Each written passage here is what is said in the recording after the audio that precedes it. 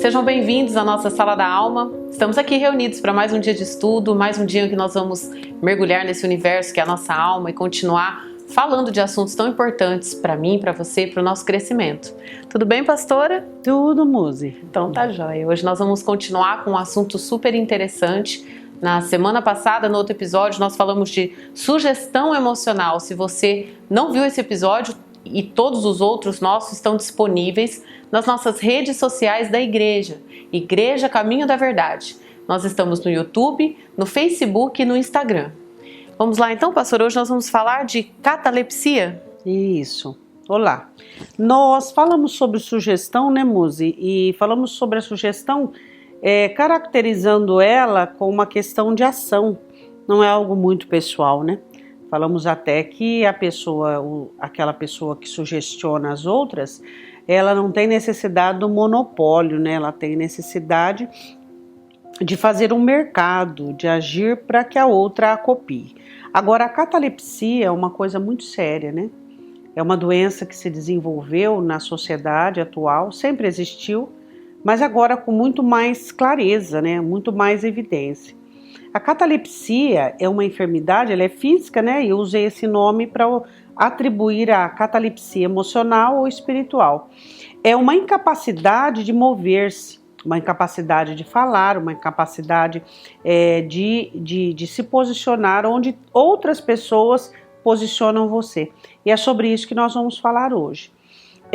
Mais agravante que a sugestão, Muzi, a catalepsia, ela surge de uma dependência absoluta da outra pessoa, como a outra pessoa trará definições emocionais e até racionais e anímicas àquela outra pessoa. Geralmente, essas pessoas que sofrem dessa enfermidade, que sofrem dessa doença, elas já vêm com uma redução desde a infância muito expressiva de autoestima, muito expressiva, muita carência, muita dependência, um comportamento muito dependente dos pais e sofreu alguns agravantes. Então nós vamos falar sobre isso.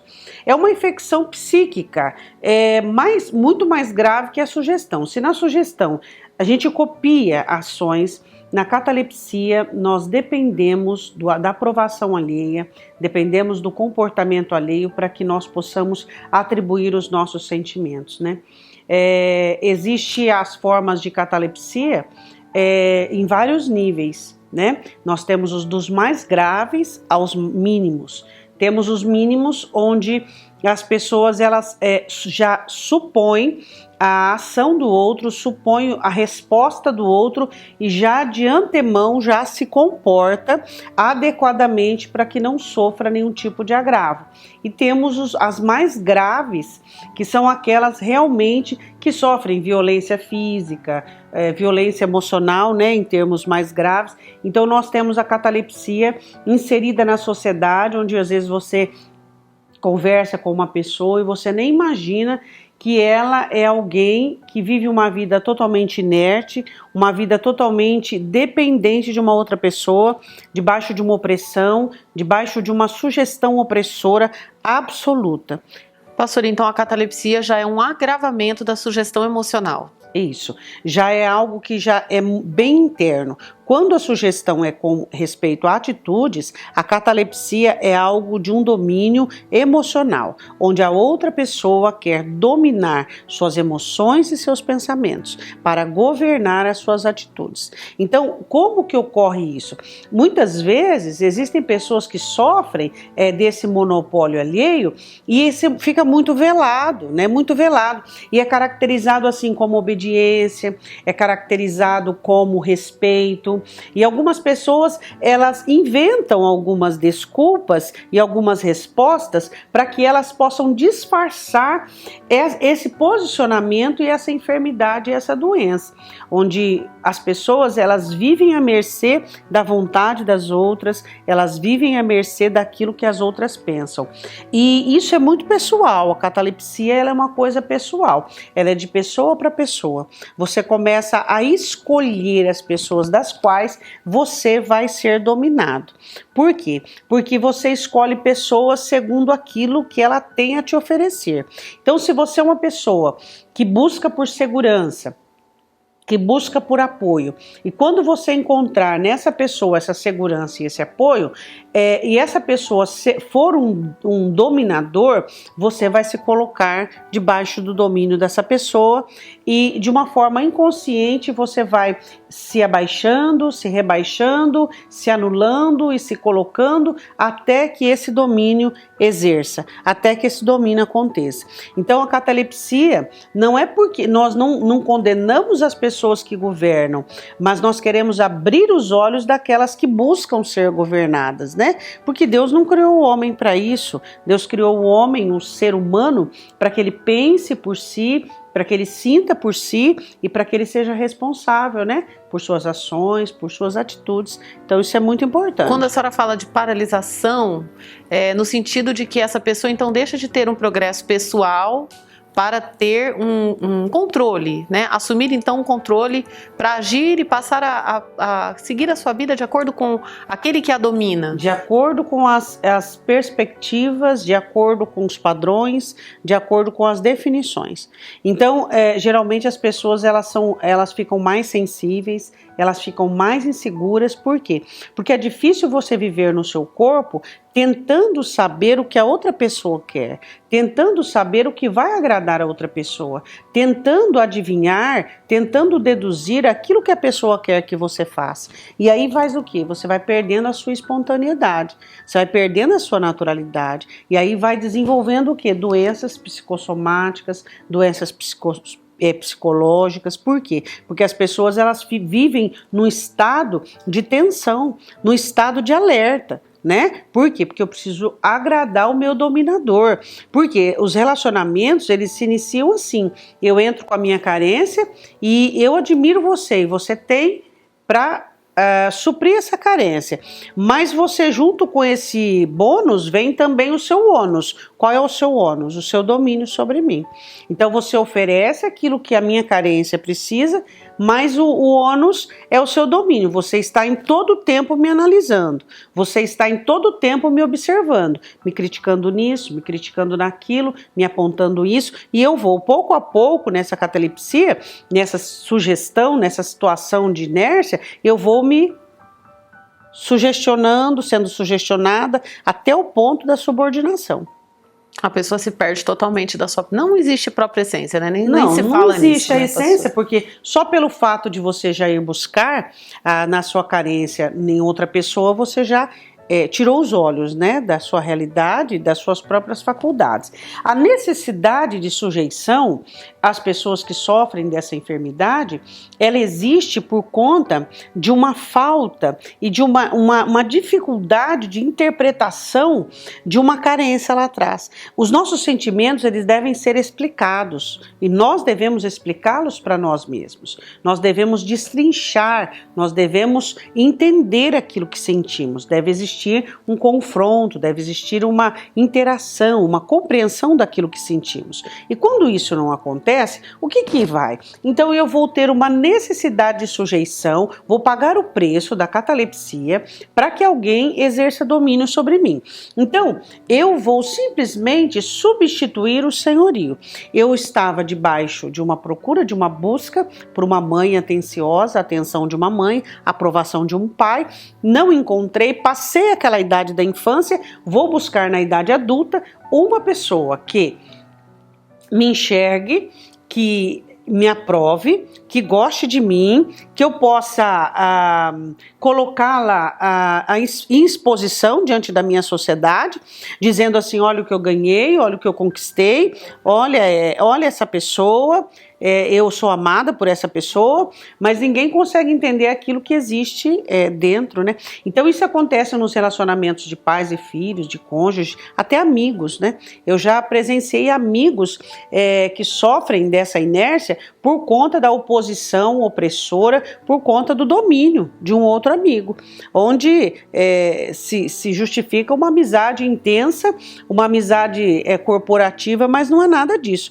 é simplesmente uma inércia inércia dentro de uma pessoa que domina totalmente o que o outro faz. Eu não quero que você converse com esse, eu não gosto que você se relacione com aquele e assim por diante, né? As pessoas se tornam donas umas das outras e isso, eu não sou nascida para isso e nem mesmo você, né? Se nós não sabemos então nos relacionarmos nem entre nós de forma saudável, quem dirá com Deus, né, pastora? Porque a senhora falou no programa passado sobre a sujeição e já trouxe sugestão e já trouxe para nós aí um grave problema de relacionamento, né? Nós sabermos como nos relacionarmos de maneira saudável com as outras pessoas, sem abandonar a nossa essência. Agora já estamos no estágio mais grave disso tudo, né? O estágio crônico da sugestão é a catalepsia, onde pessoas ao seu redor, além de você ser sugestionado por uma sociedade ou por uma pessoa que sugestiona você, você é dominado por alguém dentro da sua casa, alguém dentro do seu trabalho. Feridas de rejeição. Pessoas que tiveram feridas de rejeição são muito inclinados à catalepsia. Por quê? Porque ela sente uma necessidade muito grande de aprovação e ela vai vender a própria alma para que isso aconteça. Então ela não vai entender e compreender, por mais que ela resista inicialmente, porque existe uma resistência inicial, mas ela observa aquilo que ela vai ganhar, né, com a sua subordinação, e então ela acaba sendo vencida por conta daquilo que ela vai receber e ela acaba se submetendo. Outra situação é a fragilidade diante da imposição. Então são 3 tipos de situações de pessoas que são inclinadas à catalepsia. Primeiro, substituição de senhorio, né? Pessoas que têm necessidade de substituir o pai, a mãe, o cônjuge, né? Por outra pessoa. Segundo, feridas de rejeição, né? Onde pessoas não foram curadas da rejeição, então elas têm necessidade daquela situação de pisada, de subordinação que massageia o ego de uma forma ruim e negativa. E por último, é a fragilidade diante da imposição. Pessoas que elas não têm esse posicionamento favorável com respeito a si mesmo diante do domínio de outro, dizendo, não, peraí, até aqui você pode ir, depois daqui já é meu campo e meu limite, né? Bom, quais são as características de um relacionamento onde se sofre a catalepsia? O influxo afetivo é muito pequeno, ou seja, a entrada de sentimentos é migalha. Então, a pessoa, na verdade, ela cria uma fantasia grande sobre aquele relacionamento, nós vamos falar isso no próximo sala. Ela cria uma fantasia grande sobre aquele relacionamento, ela acredita piamente que tem sido sustentada por aquele relacionamento, ela busca neste relacionamento, ela tenta salvar de todas as maneiras, e quando ela percebe que esse relacionamento está ruim, está passando por crise, ela faz mais ainda. Ela tripudia-se mais ainda, ela se estupra, né? A própria alma mais ainda, ela machuca a própria alma mais ainda. Então é uma coisa muito interessante quando nós olhamos e analisamos e observamos que o influxo, que a entrada que a outra pessoa oferece para ela é quase nada. É quase nada. Então, e ela vai se alimentando com aquilo, criando ilusões com respeito a esse. Uma palavra muito interessante, Muzi, que eu acho assim que essa palavra significa uma produção própria, autógeno. São pessoas que produzem dentro de si mesmo conclusões irreais. Então ela olha para esse relacionamento e ela acredita que é bom. E se você chegar para ela, nós vemos isso na síndrome de Estocolmo, pessoas que se apaixonam, pessoas que criam dependência, né, do seu aprisionador, do seu sequestrador. Então, se você olhar para ela e dizer assim, esse relacionamento é tóxico, né, essa palavra agora está muito em moda, né, mas é uma palavra muito antiga. Então, esse relacionamento seu é tóxico, isso aí está te fazendo mal, isso aí está te prejudicando, você vai contra tudo aquilo que ela fantasiou, que ela criou essa ilusão, né? Então você vai contra e ela vai totalmente contra você. Mas ela sabe, pastora, por exemplo, ela sabe que ela está nesse relacionamento, que está sendo ruim para ela lá na sua intimidade, mas ela fantasia que está bom. Ou ela não tem Não, ela tem lapsos de consciência. Tem lapsos de consciência quando sofre da outra parte essa rejeição, esse abandono. Ela é levada e conduzida às memórias e tudo aquilo que um dia ela sofreu. Só que a necessidade de acreditar, o medo de perder esse relacionamento, o medo de ficar sozinha, sem essa tutoria, isso aí E você vê, Muzi, que não são pessoas assim. Às vezes você fala assim, mas gente que cai nisso, gente que é contraída por isso, são pessoas totalmente leigas. Não. Geralmente pessoas que sofrem de catalepsia são pessoas que desenvolveram em suas vidas gradualmente, são pessoas que têm faculdade, diplomas e que às vezes têm êxitos profissionais, mas que têm esse ônus dentro da alma e que por isso se aprisionam a essas pessoas e a essas situações. Então ela mesmo justifica, né? Ela cria suas justificações para que ela continue então dentro desse relacionamento. Ela mesma vai criando desculpa, justificativa e vai com aquela procrastinação, aquela velha empurrada com a barriga, né? Vamos vendo no que vai dar, vamos vendo no que vai dar. Bom, a autoprodução de fantasias, de idealizações, e ela vai, essa autogenia, essa situação autógena dentro dela, onde ela cria, ela responde. Então, quando ela percebe, o relacionamento dela é um movimento só. É só ela que movimenta o relacionamento. Isso, só ela que movimenta o relacionamento, só ela que investe, só ela que abaixa, somente ela. E quanto menos o outro entrega, mais ela entrega. E assim vai. As comunicações desses dominadores são muito interessantes. Você consegue interpretar por meio do olhar. Então as pessoas, elas se percebe às vezes assim, uma pessoa está num lugar e às vezes o marido dá um olhar para a esposa, ela já muda todo o comportamento, ou o filho muda todo o comportamento. Por quê? Por causa disso. Então esse governo e esse domínio onde os gestos substituem as palavras, né? Que as palavras elas jamais devem ser substituídas. As palavras são santas, são abençoadoras. As palavras devem existir. As pessoas precisam aprender a se expressar. Elas precisam dizer aquilo que pensam, aquilo que sentem. E a catalepsia é quando você abandona as palavras e você começa a comunicar com a pessoa por meio de gestos, por meio de olhares aprovados, reprovados, contentamento, descontentamento. Então aí você percebe essa comunicação que exerce um comando de sujeição. Então, essa comunicação ela exerce ali um comando de sujeição sobre aquela pessoa. E tudo se movimenta. É um grande jogo. E é muito incisivo na formação anímica, né? Esse domínio de pessoas que sofrem a rejeição, que têm dificuldade de se impor, que têm feridas dentro da alma, né? Que tem essa fome de carência. Então, quando elas encontram um dominador, esse dominador vai criar padrões que vai formar a sua personalidade, vai formar as suas características. Então, Muzi, eu fico muito preocupada, por quê? Porque pessoas que sofrem disso, elas passam de mão em mão. Elas passam de dominador, elas passam de um cônjuge para um filho, de um filho para um amigo, e elas vão passando de mão em mão. Pastor, é possível que uma pessoa que tenha catalepsia, ela se comporte com essas características dentro de um relacionamento onde há um dominador e em outros relacionamentos não? De forma diferente? Sem ter esse dominador ali? É possível. É possível você olhar uma pessoa e você vê-la predominante, falando, exercendo, por exemplo, no seu trabalho, domínio e delegando e tendo autonomia e sendo inteligente e em casa dominado. Totalmente inerte, totalmente à mercê. É possível, é possível. É possível por conta da área da rejeição.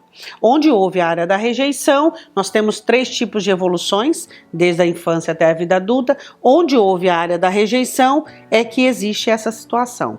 Bom, como que se inicia isso? Como que acontece o início dessa enfermidade? Acontece pelo abandono das faculdades anímicas. Quando nós começamos a nos abandonar, isso é gradativo e parcialmente, nós vamos parando de pensar, nós vamos parando de enfrentar os nossos sentimentos, nós vamos parando de falar sobre aquilo que nós sentimos, então nós vamos abandonando as nossas faculdades anímicas e nós vamos nos colocando à mercê dessa enfermidade, dessa doença. Então, quando nós abandonamos o desenvolvimento, o crescimento da nossa faculdade, o que vai acontecer conosco? Nós vamos cair o quê? Na necessidade de impulso. Então eu vou trocar o meu raciocínio por uma ação de impulso. Eu vou trocar, por exemplo, o meu sentimento por uma ação de instinto. Entende? Então, ao invés de eu pensar e raciocinar, eu vou ter ações de impulso. Então, ao invés de eu sentir, eu vou ter uma ação de instinto.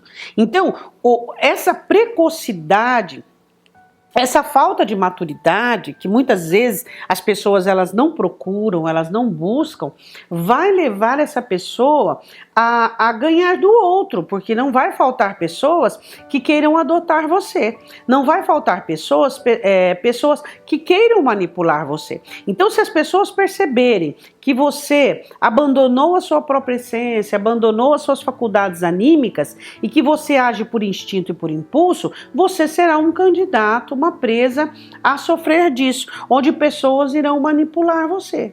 Entende? Então, eu conheço muitas pessoas que sofrem, né? Por exemplo, tem pessoas que quando o cônjuge ou alguém chega e fala uma frase mais dura, mais rude e fala com um posicionamento onde a pessoa leva aquele susto, aquele choque, a pessoa tem uma queda enorme de energia, a doença, a enfermidade já começa a aflorar.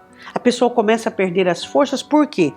Porque ela sente aquela oposição de energia do outro e ela não tem reação, ela nem sequer blindagem, às vezes nem preciso reagir àquilo que o outro diz, mas só pelo fato de eu não deixar aquilo entrar e eu aprender a retirar aquilo da minha alma de uma maneira saudável, eu já faço o suficiente para eu sobreviver. Pastor, então é importante a gente entender bem que é algo que vem, é uma doença que vem do nosso próprio abandono. Não necessariamente eu possa ter vivido por exemplo, é diferente de um lar onde você vive esse domínio, você vê isso acontecer na sua família, ou a violência, ou o abuso de autoridade. Isso também traz essa doença ou somente ela vai acontecer aqui dentro? Quando eu me abandono, não me conheço, não presto atenção, das duas formas. Tanto se eu tiver experiências negativas dentro da minha casa, na minha infância, desde bebê, onde eu não tive recursos, onde eu não tive condições, tá? E também pelo meu próprio abandono, por eu não ter instrução, onde eu tenha aprendido a conservar e a lidar com as minhas necessidades. A criança, ela precisa aprender a lidar com a frustração, com o não, com o sim. Ela precisa ter essa moldura emocional dos pais. Antigamente se dava para os filhos arroz e feijão, né? Vamos criar assim. E o ser humano criava-se dessa maneira. Hoje nós sabemos que não, né? Hoje nós sabemos que o ser humano, ele precisa sim do arroz e do feijão, mas ele precisa de uma educação emocional. E uma coisa muito importante que caracteriza essa enfermidade é que a pessoa, ela continua tendo paixão, ela continua tendo entusiasmo, e muitas vezes essa paixão, esse entusiasmo vai caracterizar em uma característica da personalidade dela. Por exemplo, quando ela passar por um momento alegre, ela terá muita euforia. Quando ela passar por um momento triste, ela terá muita tristeza. Então, as características dela vão continuar ali dentro e vai ter toda esse despender inadequado. Então, ela vai ter, por exemplo, ápices de excitação, ápices de paixão, ápices de tristeza, ápices de depressão. Então, ela vai olhar para si e ela vai perceber que ela tem uma instabilidade. Essa instabilidade é uma coisa tão interessante, música, eu acho assim, o ser humano é uma coisa interessantíssima. Eu sou apaixonado pelo ser humano nesse sentido. interessante, ela tendo essa instabilidade, até mesmo por conta de não saber como corresponder ao outro, ela vai passar por infantil e imatura, dando ao outro um bônus para que ele possa humilhá-la mais ainda, para ridicularizá-la. Então, ela age com um comportamento infantil, imaturo, por conta de toda essa carga, né, que ela traz dentro de si, onde ainda existe características, e por ela não conseguir administrar isso, ela vai ser tida como fraca nos momentos de tristeza, onde ela não tem suporte para aguentar as situações. Então ela vai ser taxada como fraca, uma pessoa fraca. E quando ela expor a sua alegria, seu entusiasmo, ela vai ser taxada como infantil, dando ao outro uma condição de diminuição ainda a ela. Então, aí acontece toda essa situação. Pessoas que sofrem dessa doença, eu já disse, mas eu vou repetir, ela tem uma necessidade de criar no outro uma imagem idealizada, né? Então ela até quando você escuta ela falando dessa pessoa para uma outra, ela coloca características e ela coloca adjetivos totalmente reais, que ela cria na sua imagem idealizada. Só ela consegue ver. Então, sempre tem uma consideração. Aí, quando a outra pessoa, por exemplo, diz, mas eu conheço ele, mas ele é trabalhador, mas ele é isso, mas ele é um bom pai. Quer dizer, um péssimo marido, faz violência física, mas é um bom pai. Você entendeu? Então sempre haverá uma situação de compensação. E é por isso que as pessoas estão cada vez mais doentes, que as pessoas estão cada vez mais omissas com respeito aos seus próprios direitos, com respeito à sua própria saúde, tanto física quanto emocional, né? Bom, vamos lá. O alvo, eu quero falar sobre o alvo de fé agora. A necessidade que essa pessoa tem, que sofre dessa doença, de acreditar. Então ela cria uma necessidade muito grande de acreditar. Então ela, pela imaturidade, obviamente desenvolvida por conta destes relacionamentos tóxicos e nocivos, ela cria uma necessidade de acreditar em tudo. Então são pessoas que entram em roscos, são pessoas que falam, mas eu não acredito que essa pessoa vai replicar o que eu disse. Eu não acredito que essa pessoa replicou o que eu disse ainda de uma forma errada. Então ela cria uma fé, assim, uma fé nociva nas pessoas, sabe? Uma certa imaturidade de lidar com as pessoas, acreditando em tudo que as pessoas dizem, da mesma maneira que ela lida. Então ela vai replicar aquele relacionamento de uma maneira ruim. Então ela vai acreditar, ela vai ter fé, ela vai ter necessidade, por exemplo, de ter segurança. Tudo vai inspirar para ela segurança. Por exemplo, projetos. Todos os projetos vão inspirar, ela vai começar a imaginar, ela vai começar a sonhar, ela vai se imaginar lá no topo, ou então ela vai se imaginar lá no fracasso. Então são dois polos, ou lá em cima ou lá embaixo. A falta de limitação e os exageros sempre vai estar presente. Tudo por conta dessa terceirização emocional, onde o outro domina e ela perde totalmente o controle. Bom, eu quero falar um pouquinho sobre definições aproximativas. O que eu quero dizer como definições aproximativas? A necessidade que essa pessoa tem do outro é para definir quem ela vai ser, o que ela vai pensar, o que ela vai sentir, as coisas que ela vai fazer. Ela não tem uma jornada solo, ela não tem uma jornada individual, ela precisa daquela outra pessoa para suas definições, a base. Ela pode ser alguém promissor na área de trabalho, mas a base quem vai dar é a outra pessoa, e ela precisa dessa outra pessoa para que ela possa ficar bem, viver bem, e ela não consegue enxergar, né, as próprias características, as próprias qualidades, e quando ela sofre por amor, por perda, ela fica com dúvidas sobre si mesmo, ela entra numa crise de rejeição, de baixa autoestima. Quando ela sofre uma queda de autoestima, ela precisa de uma realização fantasiosa para que as pessoas acreditem, né, para que ela acredite também. Então é uma complexidade que não se tem fim. Bom, o combustível é a função afetiva. A pessoa que oprime a outra, ela oferece migalhas, como eu mesma disse, e ela usa um sistema de manipulação. Tipo assim, bato e assopro, mais ou menos dessa maneira. Então, ela nega aquilo que a outra tem direito, mas ela vai em outra área e supre. Entende? E ela está sempre dando alfinetadinhas, dando diminuição, mas ela percebe no que a outra, a engrenagem do que a outra funciona, e ela sempre está ali depositando alguma coisa. Então, para que aquela pessoa, ela fique no monopólio dela, né? Então, é muito bom para essas pessoas que a outra seja doente e esteja, porque eu vou receber o seu ônus, o seu bônus, mas não vou ter o seu ônus, mas eu vou te manipular e assim as coisas vão... eu já disse sobre usar motivações para continuar o monopólio e continuar essa manipulação. Deixa eu falar um pouquinho com você sobre essa condição. Eu falei, um espaço pequeno de tempo, né? Eu falei sobre o mínimo e sobre o agravante. Se houver alguém na sua vida que te causa pânico, que te causa medo, que te causa instabilidade, que faz com que você analise os seus movimentos para que você não desagrade, não permita com que isso aconteça.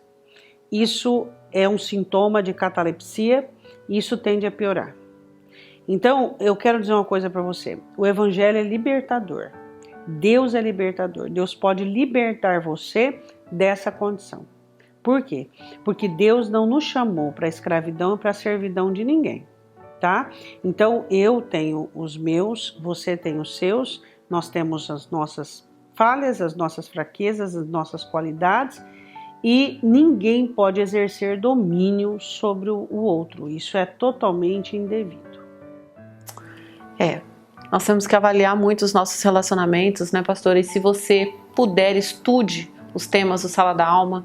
É importante, a pastora já nos ensinou que toda vez que nós identificamos uma miséria, uma fraqueza, algo nos chama a atenção no nosso emocional, é uma oportunidade para que a gente se conheça, para que a gente não chegue a um estado como esse, como nós ouvimos aqui, e que nós tenhamos relacionamentos saudáveis, que a gente possa entender o nosso lugar, possamos existir a partir do que realmente é real, que é a nossa essência, aquela que a gente abandonou lá atrás. Só um governo, o de Jesus, o de Deus dentro de nós, né, pastora? Somente isso, né? Vamos fazer uma oração, pastora? Vamos.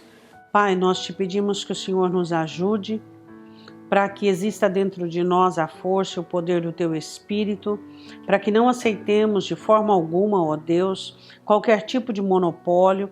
Quero te pedir pelas pessoas que sofrem dessa enfermidade emocional e espiritual, que elas encontrem no Senhor a força necessária, a habilidade necessária para libertar-se, Pai. Eu te peço em nome de Jesus. Amém. Amém. Amém? Deus abençoe você. Até o próximo Sala da Alma.